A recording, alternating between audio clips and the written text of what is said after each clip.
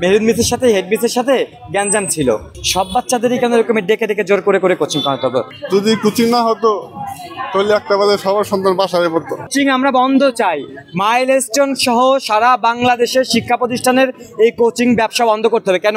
High court থেকে অনেক আগে বোধহয় আদেশ ছিল, আমি এখন বলতে চাই না, মনে হয় আদেশ ছিল এরকম একটা কিছু যে কোচিং করানো যাবে না, কোচিং ব্যবসা করানো যাবে না, কোচিং ব্যবসা বন্ধ করতে হবে। এটা নিয়ে তো বাংলাদেশে একবার যুদ্ধ হয়ে গেছে না? কোচিং আমরা করাতে চাই না, বাচ্চাদের জোর করে কোচিং করানো। প্রাইভেট করাই। মেহেরুন মিসের হাজব্যান্ডের কাছে যান, যে মিসটা মারা গেছে তার হাজব্যান্ডের কাছে আপনার ফোন দেন। এই হেড মিস্টার হচ্ছে কোচিং ব্যবসার মূল হোতা। এই মেহেরুন মিসের সাথে হেড মিসের সাথে গ্যাঞ্জাম ছিল। উনি বলতো কি, যদি 2-4-5টা বাচ্চা দুর্বল থাকে তাদেরকে একটু এক্সট্রা কেয়ার করো, কোচিং করাও, কিন্তু সব বাচ্চাদেরই কেন এরকম ডেকে ডেকে জোর করে করে কোচিং করাতে হবে?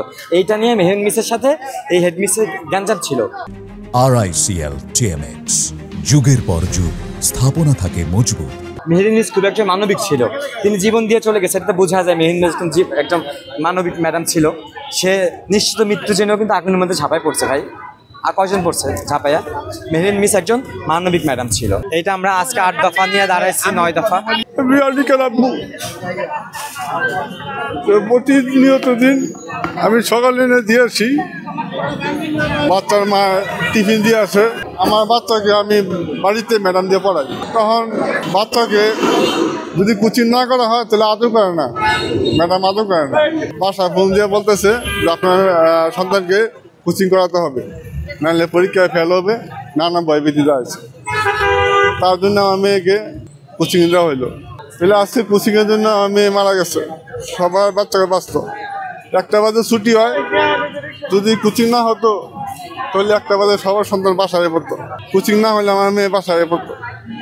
কোচিংয়ের জন্য তারা আটকে রাখে, 7টায় ঢুকায়, ক্লাস করে 7টা, বাচ্চাকে 4:30টায়।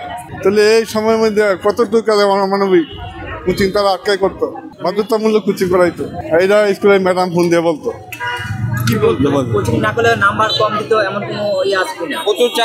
প্রচুর চাপ দিত। বাচ্চাদেরকে ম্যাডাম আদর করতো না, যে কোচিং করতো এটা আদর করতো। বাচ্চাকে গিয়ে বলতো যে আম্মু এই ব্যাপার, কোচিং না করলে ম্যাডাম আদর করে না, আর ম্যাডাম বলছে যে ফেল করে দিব।